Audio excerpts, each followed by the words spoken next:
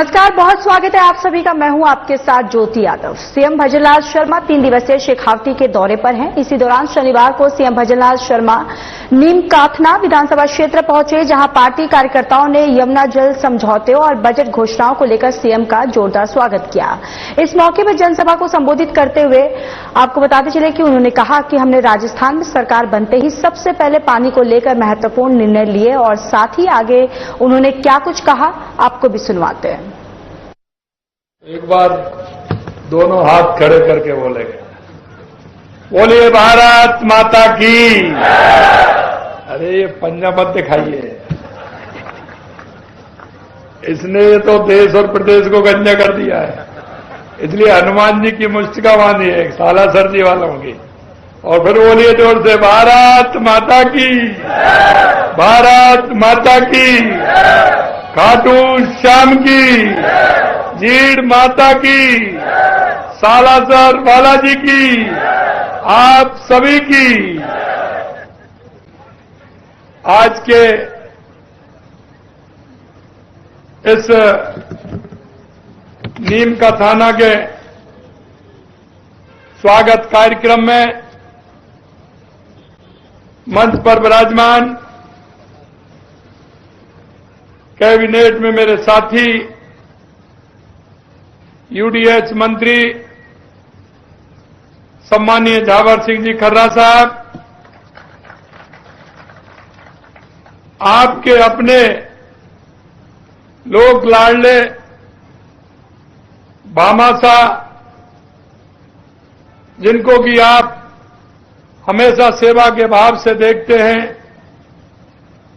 ऐसे हमारे सैनिक कल्याण बोर्ड के अध्यक्ष सम्मानीय प्रेम सिंह जी बाजौर साहब, हमारे पूर्व सांसद स्वामी सुमेधानंद जी, हमारे पूर्व सांसद और पूर्व केंद्रीय मंत्री सुभाष महरिया जी, विधायक गोवर्धन वर्मा जी, विधायक हमारे विराटनगर मेरे भाई कुलदीप धनखड़ जी, विधायक खंडेला सुभाष जी,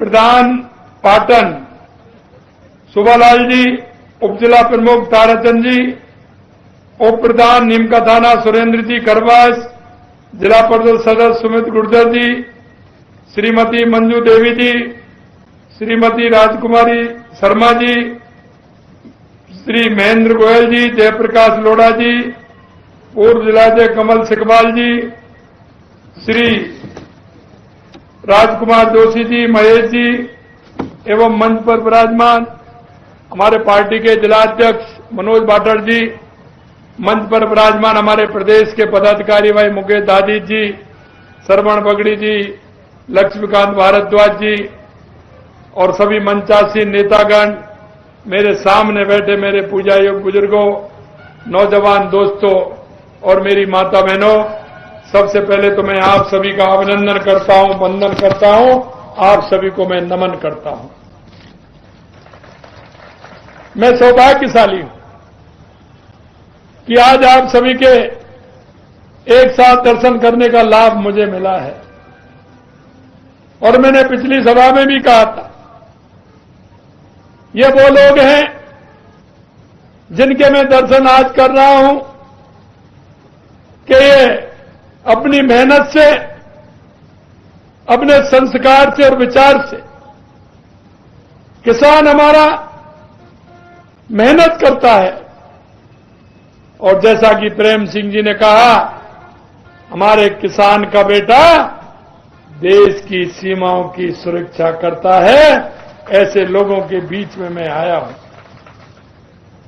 क्योंकि आपके मन बिल्कुल साफ है, आपके अंदर जो भाव और भावना है वो बिल्कुल क्लियर है। और ये मैं क्यों कहना चाह रहा हूं आपसे, क्योंकि जब हमारी सरकार आई थी, तो हमने देखा कि राजस्थान में सबसे पहले आवश्यकता किस बात की। मैं आपसे ही पूछना चाहता हूं, राजस्थान के विकास के लिए, राजस्थान के विकसित करने के लिए, राजस्थान को उत्कृष्ट करने के लिए सबसे पहले राजस्थान को किस बात की आवश्यकता है वो आप बताएंगे। किसकी?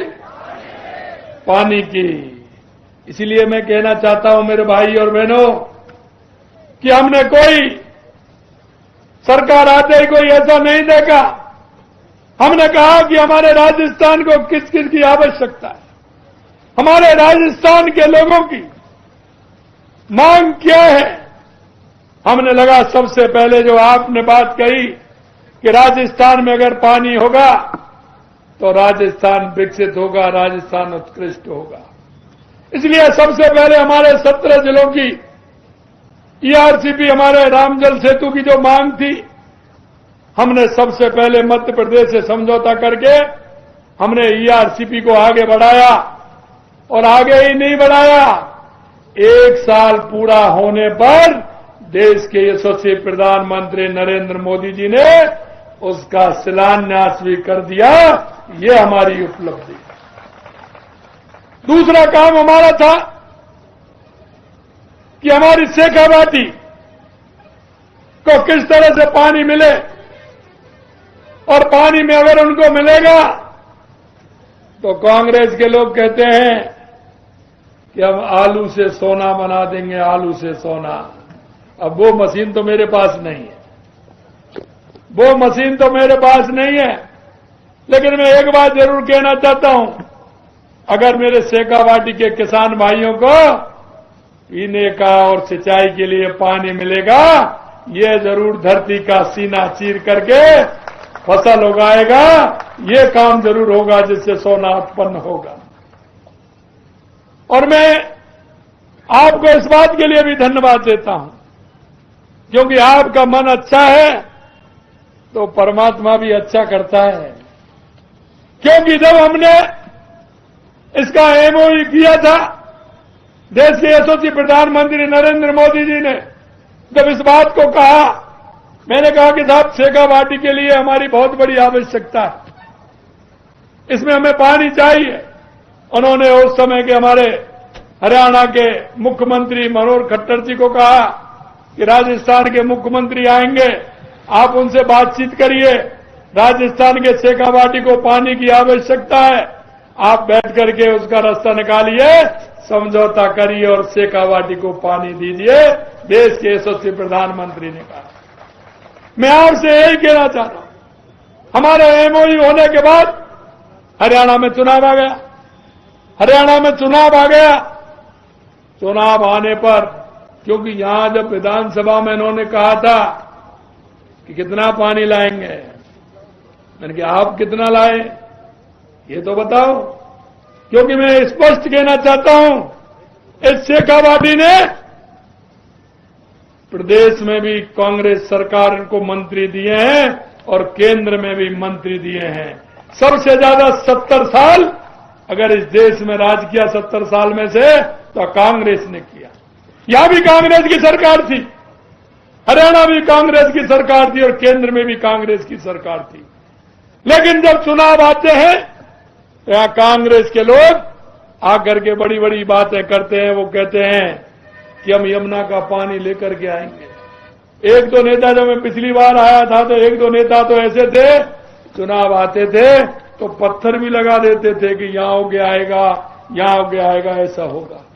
मैं आपसे कहना चाहता हूं, क्या अब कोई चुनाव है क्या? अरे कोई चुनाव है क्या? अब प्रेम सिंह जी कह रहे थे कि इतनी धूप में, अरे भाई साहब किसान के लिए तो धूप में 24 घंटे खड़ा रहना पड़ेगा।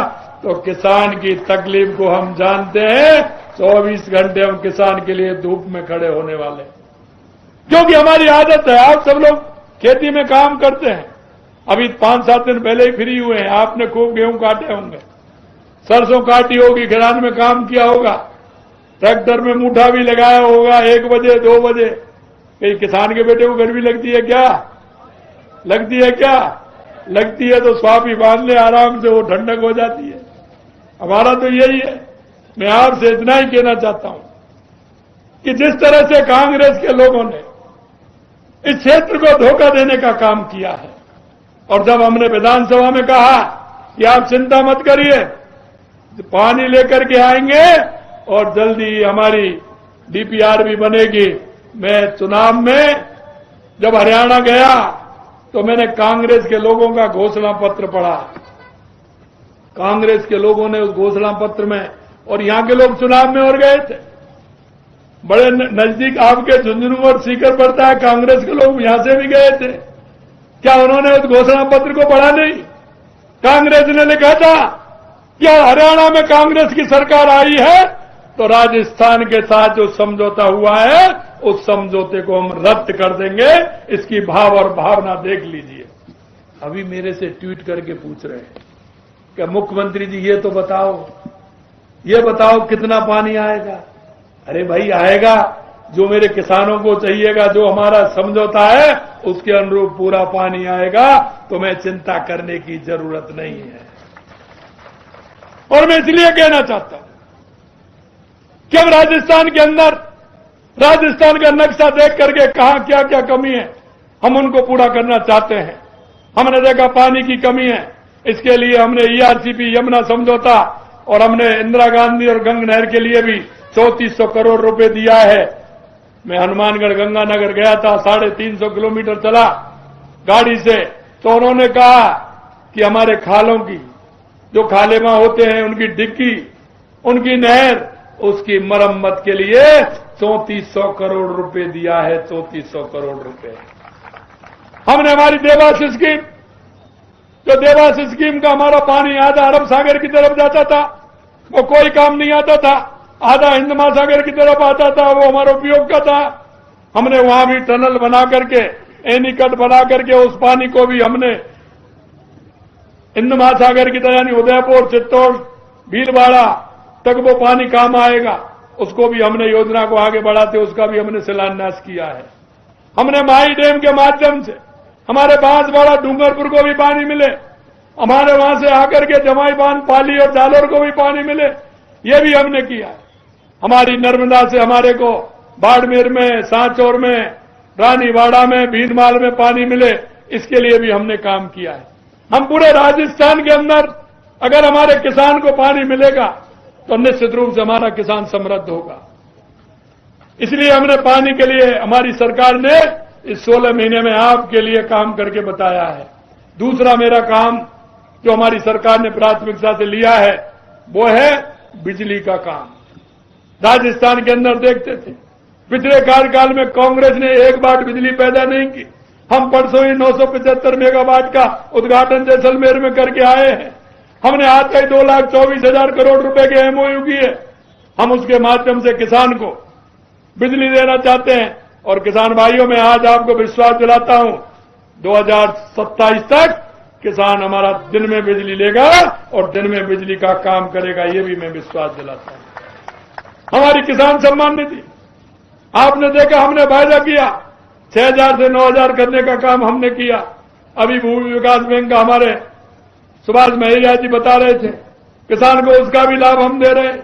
यही नहीं, हमने किसान के लिए क्रेडिट कार्ड के अलावा गौपालक कार्ड भी हमने लागू किया है। आप एक बात बताइए, अब खलियान वलियान आपके उठ गए, अब तौर का ही का है, या तो शादी ब्याह का, या रिश्तेदारी में बहुत दिन हो गए वहां जाने का है कि नहीं, बताइए। जाएंगे, आज तो मामा के यहाँ चलना है, आज तो बुआ के यहाँ जाना है, आज बहन के यहाँ जाना है। जाते हैं कि नहीं जाते? और वो जाते ही क्या पूछते हैं, क्या खेतीबाड़ी कैसी हुई है, पूछते हैं कि नहीं पूछते? फसल अच्छी हुई है, खेतीबाड़ी। दूसरी बात क्या पूछते हैं वो, अरे दूध बूध हो रहा है कि नहीं हो रहा है, पूछते हैं कि नहीं पूछते हैं? कैसे कबाटी में नहीं पूछते हैं? पूछते हैं ना, दूध बूध हो रहा है कि नहीं हो रहा है। तो हम तो किसान आदमी, हमने देखा हमारे किसान का बेटे और बेटी अगर हमारे दूध नहीं पिएंगे तो वो कमजोर हो जाएंगे। और हमारे शेखावाटी ऐसा है कि इसके घर में, जो प्रेम सिंह जी बता रहे थे, एक एक घर में 2-2, 3-3 हमारे सेना के जवान हैं। अगर वो हमारे कमजोर हो जाएंगे तो कैसे काम चलेगा। हमने किसान के लिए गौपालक क्रेडिट कार्ड बनाया, जिससे वो 1 लाख रुपए ले, अब 1.5 लाख कर दिए। ले, एक नहीं 2 गाय भैंस बांधिए और बच्चों को दूध पिलाइए। ये काम भी हमारी सरकार ने किया है। मैं आपको इतना ही कहना चाहता हूं कई लोग मेरे से जो नाम को किसान कहते हैं कि हम किसान हैं, किसानियत नहीं देखी उन्होंने। अगर वो किसान के दर्द को जानते तो वो छोटी छोटी बातों को महसूस करते, उनके अंदर नहीं है। इसलिए मेरे भाई और बहनों, मैं यही कहना चाहता हूं, मेरा अगर राजस्थान का किसान खुशहाल होगा तो मेरा राजस्थान खुशहाल होगा, मेरा देश खुशहाल होगा। तीसरी बात थी हमारे युवाओं की, क्योंकि युवाओं के सपने को तोड़ने का काम कांग्रेस के लोगों ने किया।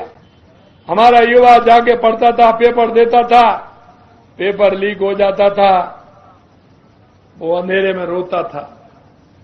पिताजी कहते थे मैंने तो 10,000, 15,000, 20,000 रुपए खर्च किए, क्योंकि पिता की मजबूरी भी जानते हो। मेरे भाइयों, मैं एक बात कहना चाहता हूं, गरीबी किसी को नहीं दे, गरीबी किसी को नहीं दे। इसलिए हमारी सरकार काम कर रही है, और काम यह कर रही है कि गरीबी मुक्त बनाना चाहते हैं। कांग्रेस ने गरीबी हटाओ का नारा दिया था, लेकिन हमने राजस्थान के 45,000 गांव में से 5,000 गांव को लिया है, जिनको हम बीपीएल मुक्त करना चाहते हैं, उनको सारी सुविधा देकर के उठाना चाहते हैं। वो इसलिए कहता हूं कि रात के अंधेरे में पिताजी कहां से लाते हैं, किससे लाते हैं, ये वो ही जानता है जो बेटे की पढ़ाई के लिए लाता है। लेकिन वो पिताजी पैसा लाते थे कि मेरे बेटे की उम्मीद है वो आगे पढ़ाई करेगा, परीक्षा में पास होगा, तो मेरा बेटा मेरे लिए सहयोगी के रूप में काम करेगा, मेरा सहारा बनेगा। लेकिन कांग्रेस के लोगों ने लगातार पेपर लीक कराते हुए पिता और पुत्र के बीच में यह खाई भी पैदा करने का काम किया। मैं आपसे यही कहना, आपने देखा होगा कितने पेपर एक साल के अंदर हुए हैं, 16 महीने के अंदर एक भी पेपर लीक नहीं हुआ। और इनके जो कर्म थे, उन कर्म को भी देख लीजिए, 300 के लगभग गिरफ्तार अंदर जेलों में करने का काम हमारी सरकार ने किया। और हमने जो युवाओं को वायदा किया, हमने युवा से कहा, जब हम विधानसभा में कह रहे थे बजट में जुलाई के महीने में, तो कह रहे थे कि आप 1 लाख नौकरी कैसे दोगे। मैंने कहा डायरी पेन साथ में रखना और एक एक दिन जिस दिन नियुक्ति दें लिखते जाना। मैं उनसे कहता हूं 69,000 हो गई जो नियुक्ति दिए हैं, 69,000 दे दिए। जुलाई का महीना आ रहा है, 1 लाख गिन लेना।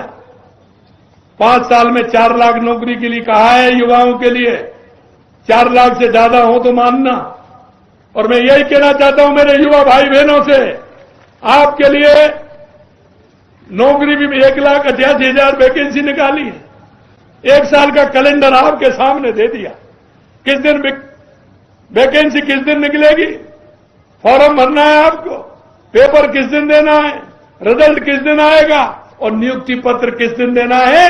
ये पहली बार राजस्थान में ये पूरा टाइम टेबल बना है जो मैंने युवाओं को दिया है। मैं युवाओं से इतना ही कहना चाहता हूं, आप मन लगा के मेहनत करिए। कौन सा पेपर आपको देना है, मैं ईश्वर से भी प्रार्थना करता हूं कि मेरे युवाओं को काम हो और युवा मेरा पढ़े और युवाओं को नौकरी लगे, जिससे मेरा राजस्थान आगे बढ़े। मैं ये भी कहना चाहता हूं। मित्रों, आपने देखा होगा हम राजस्थान के तहत हमने 35 लाख करोड़ रुपए के एमओयू किए।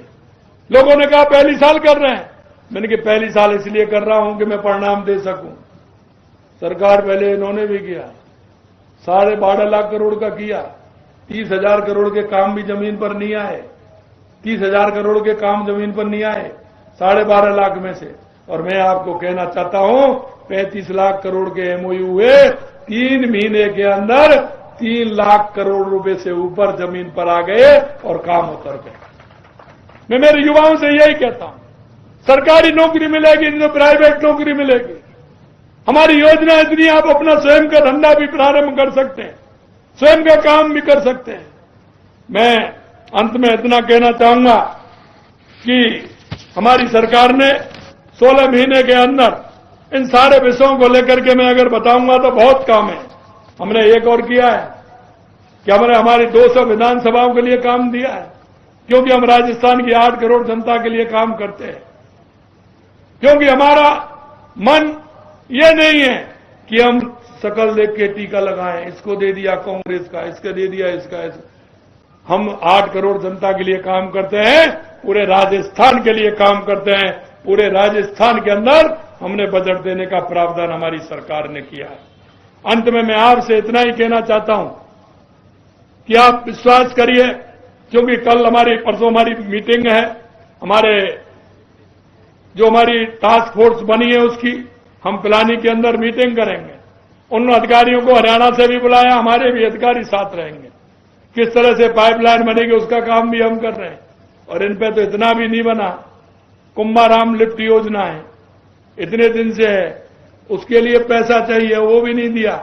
मैं आपको कहना चाहता हूं उससे भी पानी मिले कुंभाराम लिफ्ट के लिए, उसके भी लिए 25 करोड़ रुपए का प्रावधान हमारी सरकार ने किया है। अंत में मैं आपसे इतना ही कहना चाहता हूं कि हमारे केंद्र और राज्य सरकार की जो योजना है, देश के यशस्वी प्रधानमंत्री नरेंद्र मोदी जी के नेतृत्व में हमारा राजस्थान विकसित हो, हमारा राजस्थान आगे बढ़े। हमारा राजस्थान आगे बढ़ेगा तो हमारा देश आगे बढ़ेगा। आप सब लोग, क्योंकि कभी कभी दिए तले अंधेरा होता है, मैं आपसे विनती करता हूं और विनती यह करता हूं कि हमारे केंद्र की राज्य सरकार की जो योजना है वो हर व्यक्ति के लिए है। हमारे एससी के लिए, एसटी के लिए, दिव्यांग भाई के लिए, हमारी बहनों के लिए, हमारे बेरोजगारों के लिए, हमारे नौजवानों के लिए, सभी के लिए है। उन योजनाओं का लाभ जनता तक पहुंचे। उन योजनाओं को नीचे कैसे पहुंचाना है, हम एक नागरिक होने के नाते हम सभी का कर्तव्य बनता है कि उन योजनाओं का लाभ हम गरीब जनता को, जिसको आवश्यकता है, उसको दिलाने का काम करें। कभी कभी मेरे पड़ोस में हमें ध्यान नहीं रहता, हमारे पड़ोस में कोई ऐसा भाई रहता है जो बीमारी से परेशान है, उसको लेकर के आइए, उसको हमारी योजना से उसका इलाज कराइए। कोई ऐसा गरीब है, दिव्यांग भाई है, दिव्यांग बहन है, बूढ़ी माँ है, कोई भी है, उन योजनाओं का लाभ ज्यादा से ज्यादा मिले। हमारे किसान, हमारे मजदूर, उनको सबसे ज्यादा लाभ मिले, ऐसी मेरी आपसे निवेदन है कि उन योजनाओं का लाभ उन सभी लोगों को दिलाएं। इसी आशा और विश्वास के साथ आपने जो मेरे को यहां इतनी धूप में, इतनी बड़ी संख्या में जो आप सभी लोग आए हैं, मैं आपको इतना ही विश्वास दिला सकता हूं, ये संकल्प पत्र को लेकर के हमारी भारतीय जनता पार्टी आपके बीच में गई थी और बड़े बहुमत के साथ आपने सरकार बनाई। उस संकल्प पत्र को पूरा करेंगे। 16 महीने में 55% संकल्प पत्र को पूरा किया है, 55% किया है। और ये हमारी सरकार किसान, युवा, महिला और मजदूर के लिए समर्पित है। उनकी कोई भी आवश्यकता होगी, निश्चित रूप से हमारी सरकार उसको पूरा करेगी। इसी आशा और विश्वास के साथ पुनः आप सभी को बहुत बहुत धन्यवाद। मनसासीन सभी को धन्यवाद। जय हिंद, जय भारत, जय राजस्थान। सीएम भजनलाल शर्मा 21 अप्रैल को झुंझुनू जिले के पिलानी में हरियाणा और राजस्थान की टास्क फोर्स की द्वितीय संयुक्त बैठक से पूर्व यमुना जल की प्रगति की समीक्षा करेंगे। इस बैठक में दोनों राज्य के उच्च अधिकारी भी शामिल होंगे। बैठक में 25 अप्रैल को हिसार में होने वाली संयुक्त बैठक की तैयारियों पर चर्चा होगी। 1994 में हुए यमुना जल समझौते के तहत ताजेवाला हेड से मानसून में 1917 क्यूसेक जल राजस्थान को आवंटित किया गया था, लेकिन जल लाने में 30 वर्षों का गतिरोध था। सीएम के प्रयासों और केंद्रीय जल आयोग की मदद से 17 फरवरी 2024 को समझौता हुआ। इसके तहत 3 भूमिगत पाइपलाइनों से जल चूरू जिले तक लाया गया और जल संसाधन विभाग ने प्रभावी मॉनिटरिंग हेतु नया पद सृजित किया है और यमुना जल लाने की प्रक्रिया शीघ्र शुरू होने की उम्मीद है।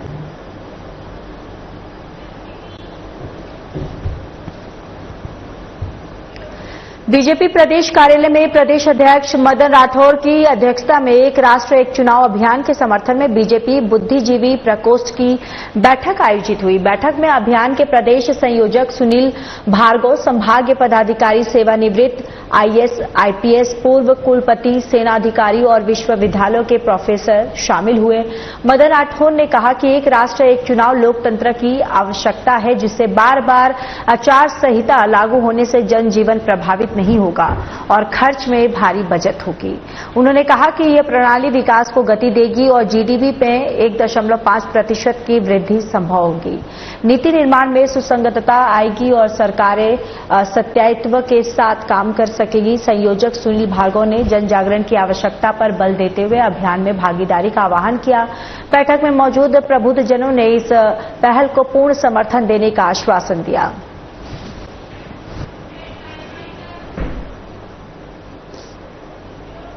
चलिए, इस बुलेटिन में इतना ही। बाकी देश और दुनिया की तमाम बड़ी खबरों के लिए जुड़े रहिए हमारे साथ। नमस्कार।